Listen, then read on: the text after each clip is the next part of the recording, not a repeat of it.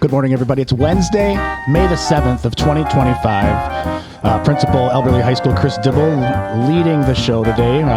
Ledger was invited, but we're doing an early recording today, so we didn't expect him to be here because we have a special episode coming your way as we're kind of guiding our families towards summer.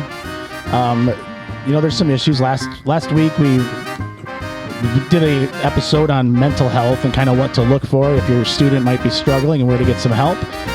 And so today we're going to turn to one of the ways that students sometimes try to get help with mental health, but not one of the healthier ways, and that is through the use of chemicals. And there's a variety of chemicals out there, but I got two experts with me today that are going to kind of walk us through not only what to look for, but kind of some of the stuff that happens to the teenage body when we start to introduce chemicals into our system. So I'm going to welcome our guests right now.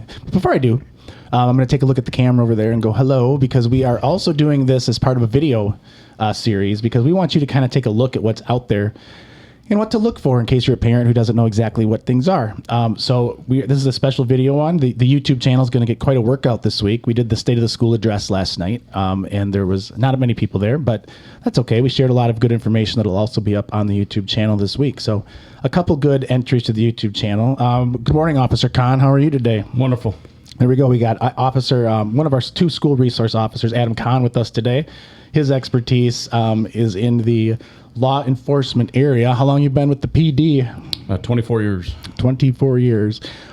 You seen a we're talking chemical health today. We're going to talk vapes. We're going to talk alcohol. Have you seen a change in the way things happen with both adults and youth? Yeah, there's been kind of a different wave. As the drugs evolve, they get more elaborate. They get more attractive towards the juveniles, to attract them towards them. So, like I said, we got some examples here we can show. Yep, and we'll just do a quick flash to that spread of products that he has in front of him, and we'll go over a couple other ones as well. But if you're an adult watching your students and you see some of the signs that Ms. Bossuyt over here is going to talk about soon, yes. then we will show you what to look for in those bedrooms, where you can hide them, how you can find them, and what you can look for, what it looks like on a credit card receipt, because a lot of them are bought with credit cards, and believe it or not, your kids may have your credit card number. Have we seen that at all, Officer Conn? Yes, we have had a few students that have had credit card numbers along with all the information they need to make the transaction online.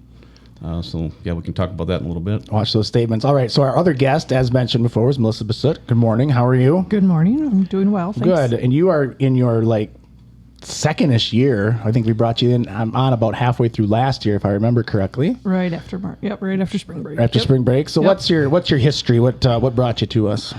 So I worked at a treatment facility prior to this for about 15 years, and then now I'm here, I guess. Now we're here. Good. Now we're here. And your title with the district is our Chemical Health Counselor. Yes. So you are housed right off of our main office. Yep. And from what I've seen, I'll give you my point of view, and you can tell me if I'm right or wrong, is that students are beginning to understand that you're there to help them, and more come in and talk to you when they need to, because they want to quit. Yeah, yes, there is, there's definitely students that say, hey, yep, I want to quit. Sometimes it takes a violation at school. Sometimes it's just they're seeing all these negative consequences to it. Sometimes it's the physical, the aspects of it. So the way I figured we planned today is that we're going to start, if a parent jumps on here and wants to see, what are they talking about? What are these things? We're going to start looking at some of the products that Officer Conn has laid out in front of them.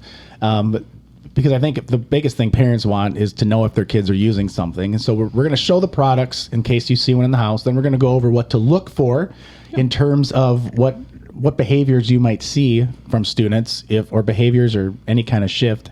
And then to wrap things up, the last few minutes, we'll talk about getting them to quit, what happens if they get caught with one, and then anything else that we want to go into, like what the nicotine, the marijuana does to the body, and we'll end with that.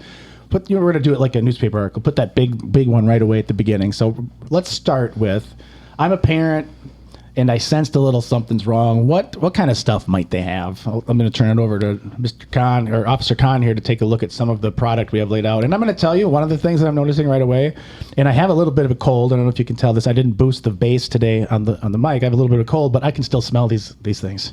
They are pretty potent in the room. And it's not a smoke smell like you used to have when you see someone smoking. It is a heavy fruity not pleasant kind of smell. Yeah, and that's kind of the manufacturers have made these to kind of attract the younger crowd. So, like for instance, there's one that's pineapple ice, so they make it to smell like pineapple. Why don't you just pick that one up and put it right toward that camera So there? this one would show be it there. Yeah. pineapple ice here to make it smell, taste like pineapple, lure them to the taste. They got fancy screens on them, so they pop up. So they've made them alert. They can even, just found out now their capability, they can play games on these things. So they're making these attractive to them to buy. The word on the street is when we talk to the students that they're buying these for about $30 to $40. So either they have somebody they're buying them from, or they're going online and buying these products, like we talked about earlier, that they look for suspicious activity on your credit cards from companies that sell these. So, like for instance, this one's the Geek Bar. The company is actually Geek Bar, so if you see something coming through on your transactions on your credit card, I'd be suspicious that they're using your credit card. Again, these are alluring. They have flashy lights to attract them. They have a taste that they're going to enjoy, so to say. So this one is frozen blackberry that it has a taste of. Then the Pulse bars. So the brand is pretty specific to what would show up on your transaction card for a credit card. So you would see these brands popping up. The ones on my left, your right, would be what are considered marijuana vapes. We're starting to see these a lot more prevalent than the nicotine. We're kind of attributing that to the state of Minnesota legalizing marijuana has made it more acceptable to the youth to grab, to get. But the internet's got to have safeguards up, right? Don't they have to show an ID or something? So they say. So what we've seen, I've gone on the websites myself. All they have to do is lie about their age to show that they're old enough to buy, and they can have these shipped. So in the state of Minnesota, it's still illegal for these to possess these under 21. So you can see on this one, it has the marijuana leaf, and it has CA on it, which would show that it's out of California. So obviously marijuana is legal in California, so they're easily acceptable and bought in from California and shipped here. So a lot of your marijuana ones are going to show that leaf on there, and they're going to have that more brownish, stickier substance in the glass. So that's going to show that it has the marijuana extract in it. So the more these are becoming more potent, these are coming up to about 95% pure in marijuana. So they're getting to be more pure, more potent for the kids that are using these. This again is another marijuana one. You can see that it's got the darker residue in there, so that they would plug these in. They have a USB. It charges them up. And then once it's charged, they can inhale it and smoke it. And we're talking, maybe bring Melissa in here. The potency of marijuana is not what it was when the hippie era from the 70s. Yeah, man, it's awesome. Yeah. This is more.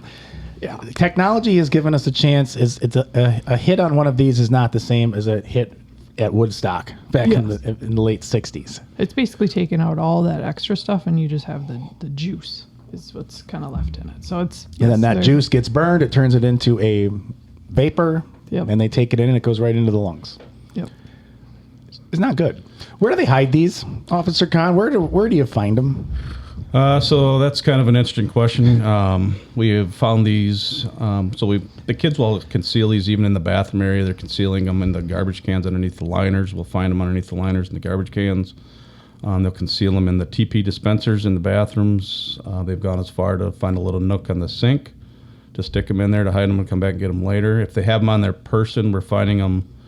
Just recently, we had one that was wrapping his device in toilet paper so our detector wouldn't detect it. We have the metal detector that we use right there on the table as well. So that If you bring that up. It's just a small wanded metal detector that we can use to detect these. But some of them are even plastic now, and so the metal detectors aren't necessarily working. Yeah, so they have them on their person. They're hiding them in their waistbands. The females will hide them in more conspicuous areas. They can put them in their bra area. They can hide them in their waistband areas. Also, they have even gone as far to put them in their private area to hide them, conceal them. So it's, and the concerning part of it is they're concealing them here, and they're also sharing them. So it's it's got the two-sided thing on it where it's not very sanitary either.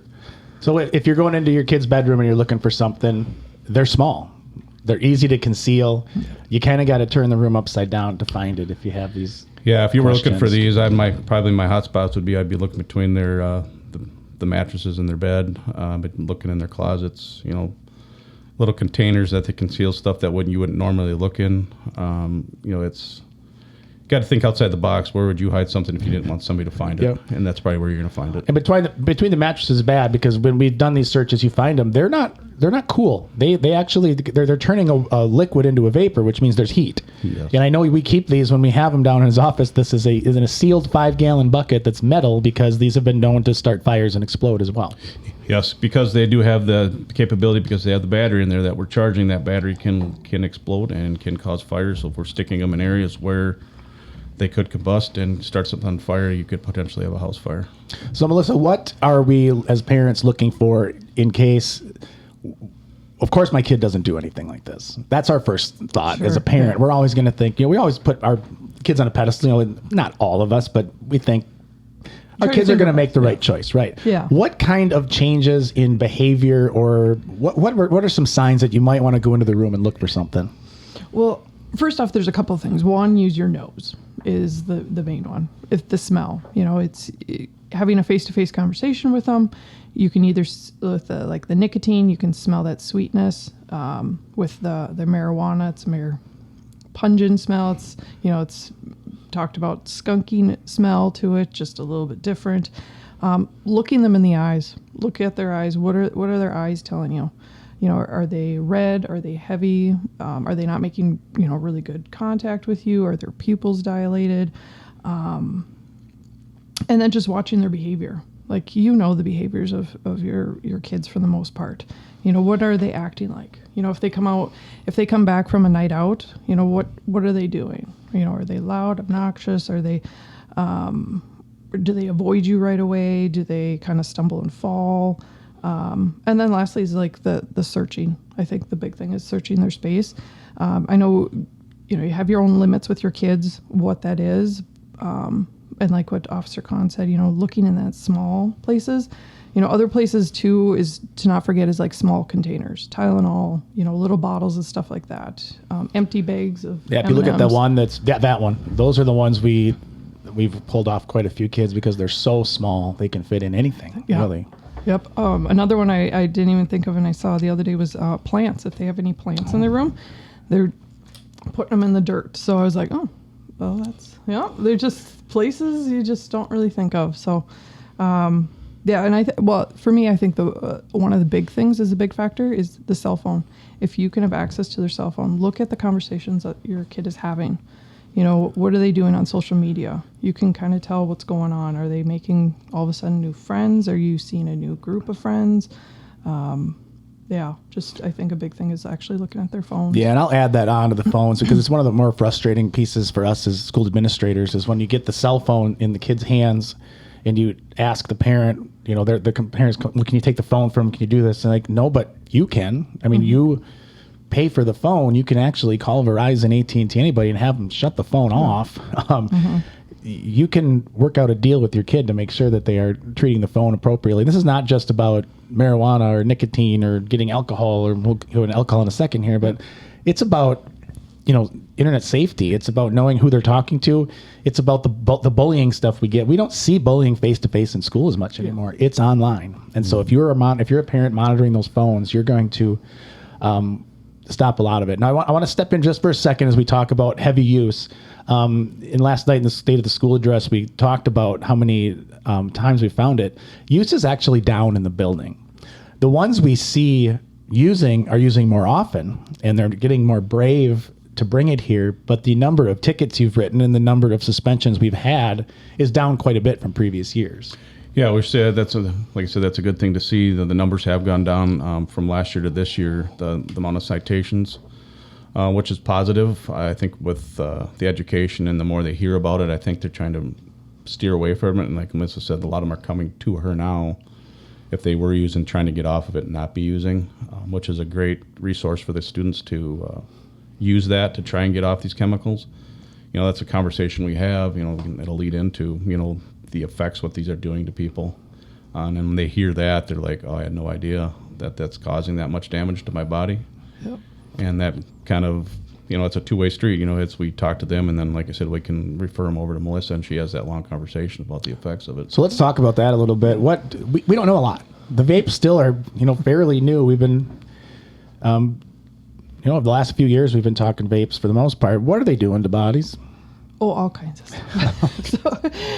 Well, the one thing I was going to mention too, with when Officer Conn said that, is like the amount of nicotine in some of these vapes keep increasing. They started off very low for how many hits you could do in one of the bars, and now we're looking up to 40 to 50,000 hits that you can take off of one of these, and they continue to grow, and they're going to continue to grow. So kids aren't really realizing, or adults are realizing, how much nicotine is actually going in their system. So how many packs of cigarettes are in those?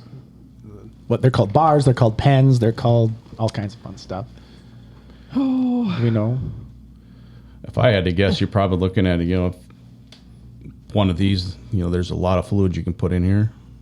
So I would guess to venture that there's probably 4 to 5 packs just in this. I was going to say, I think an ELF That bar. I think the sign in my office, I always, the numbers, I'm not very good at statistics, but I'm pretty sure like one of the ELF bars, the thicker ones, is usually a carton of cigarettes. Cigarettes. And so like back in when it was just cigarettes, you would have like 1 cigarette, 2 cigarette, and then you'd be done. But with the vapes, you just continue to hit it, and you don't really understand how much nicotine you're actually putting into your body. So the nicotine, what your original question about nicotine, what it does, I mean, it's all kinds of stuff. There's breathing, like your breathing will slow. I mean, there's cognitive things that can happen. Your brain is developing. So you're more addressing, I need my nicotine versus what you should be doing at school or work.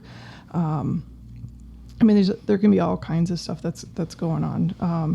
I've with the kids I've talked to, some of them is mostly the breathing. They can notice like a change in their breathing, and just not really realizing, hey, how much of your time is spent getting it, using it, and then waiting for the next. Waiting for the next one. It's set up to be addictive.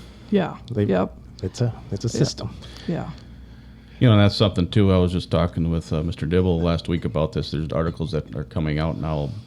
They're now finding out that the effects of these are causing irreversible lung damage. Okay. So they're finding that the damage that you do to your lungs, you cannot reverse that. It's going to be sustained for the rest of your life.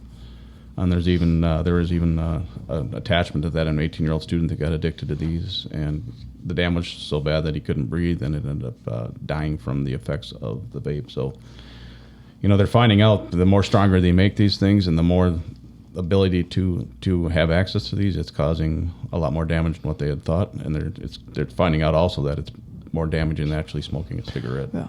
Now the legalized marijuana people, nothing against them. It's a movement that's out there, and marijuana has been very, useful for some people in some medical spots. But they say it's not a gateway drug, that you don't need it. It's not addictive. It's not that. However, in our students, we're not seeing the same thing. The marijuana effect wears off, and then they have to go to something stronger, and that's where we get into the opioids and the fentanyl issue that we have.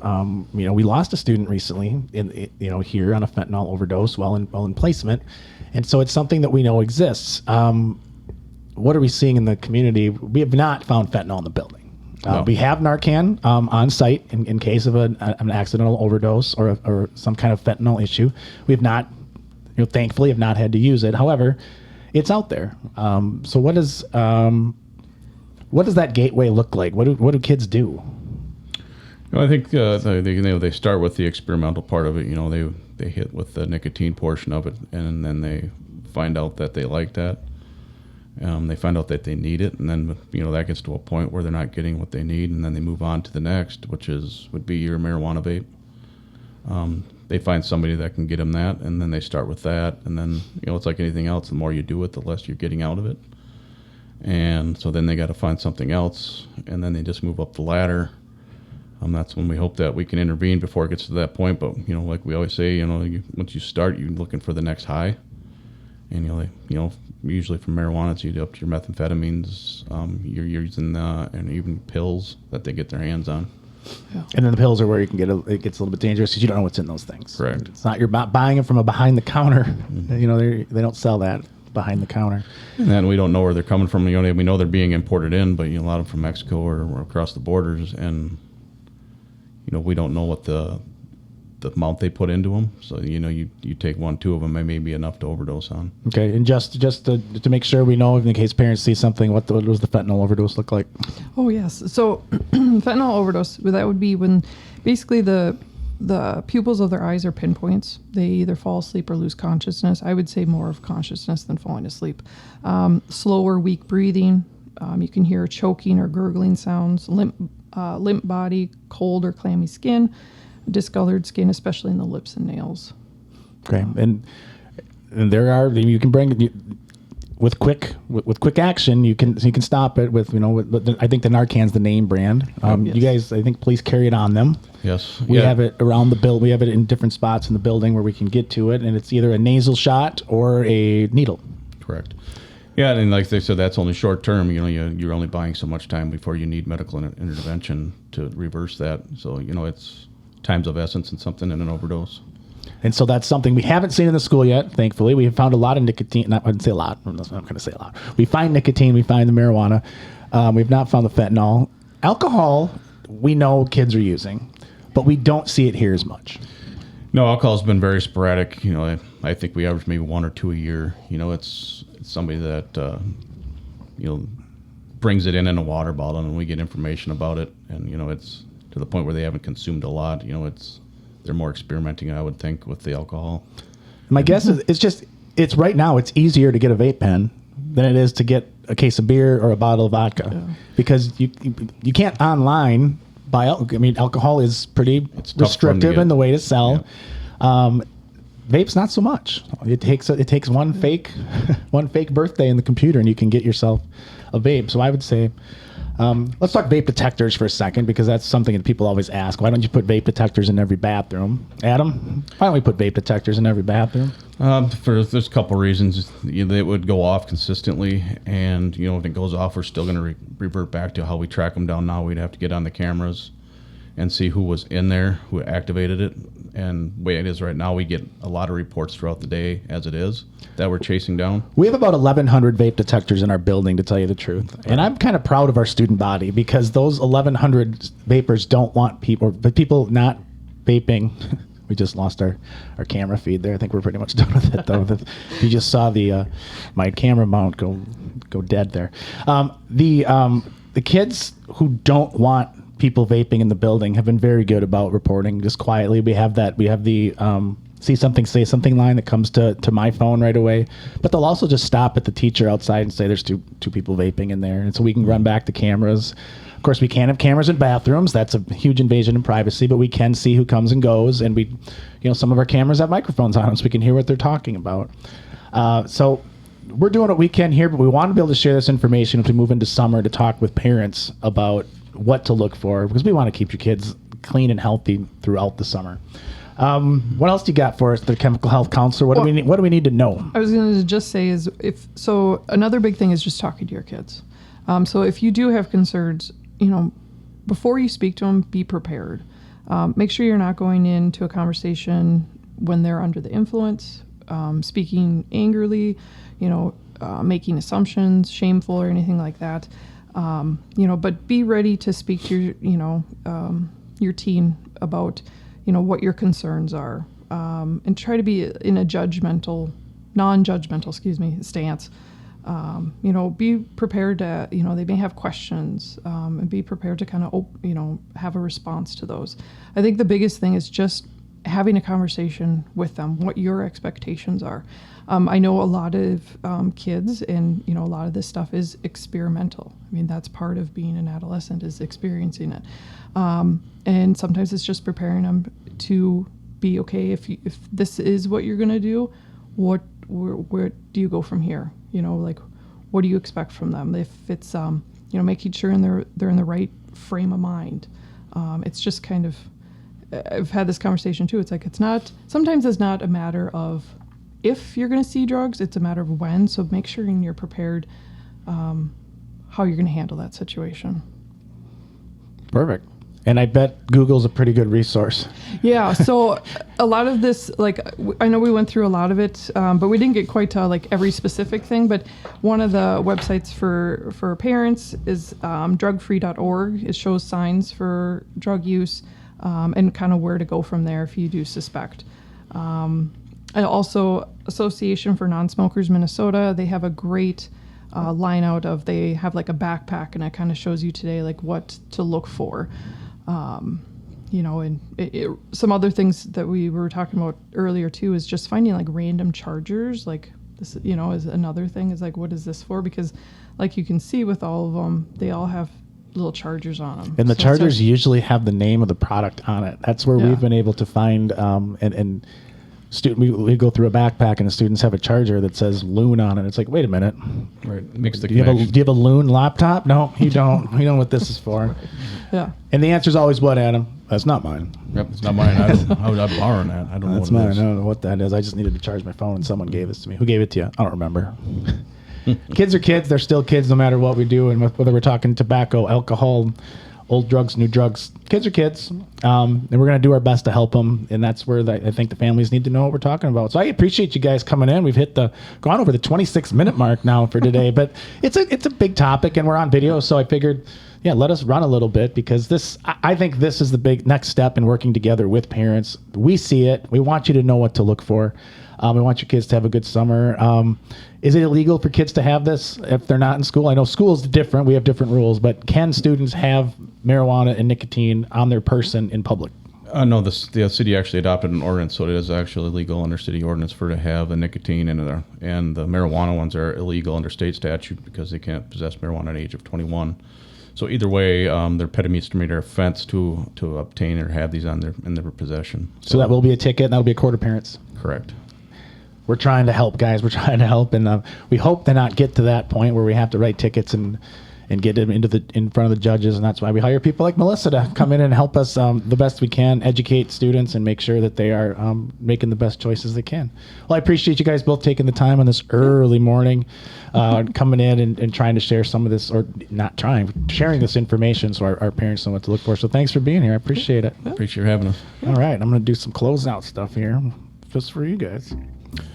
ALHS Tiger Talk is produced by Albert Lea High School Principal Chris Dibble and hosted by Principal Dibble and most of the time Ledger Stadheim. The views and opinions expressed in this podcast are those of the speakers and do not necessarily reflect the views or positions of the Albert Lea area schools.